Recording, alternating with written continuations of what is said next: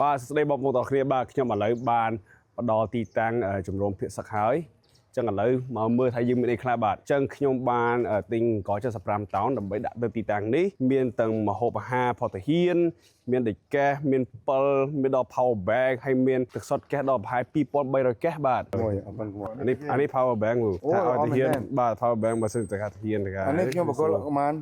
ខ្ញុំបកគលកងទ័ពហ្មងបាទទាំងអស់បាទហ្នឹងអេហ្មងអូអានេះពូទាហានបានចិត្តហ្មងអានេះអូអានេះលេខ1ហ្មងអានេះសម្រាប់ជប់ប្រឡប់មានពូទៀតថ្ងៃមុនពូចឹងអូអានេះល្អហ្មងអានេះជប់ឡើងបានឆ្ងាយដែរបាទហើយបានសាកទៀតខ្ញុំសប្បាយចិត្តហ្មងបាទក្នុងនាមគណៈវិជាការភាពខេត្តក្នុងនាមរដ្ឋបាលខេត្តនិងក្នុងនាមជាពលរដ្ឋពិតជាថ្លែងអំណរគុណយ៉ាងជ្រាលជ្រៅបំផុតតែងតែបានផ្សារភ្ជាប់នៅមនោចេតនាជាមួយនឹង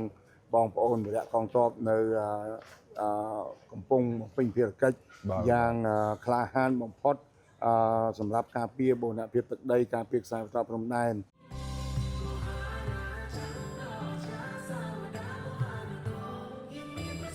មកពីទាំងអស់គ្នាបានមានបានកើតឡើងអញ្ចឹងអរគុណទាំងអស់គ្នាដែលបានចូលរួមហើយខ្ញុំបាទយកទាំងអស់នេះ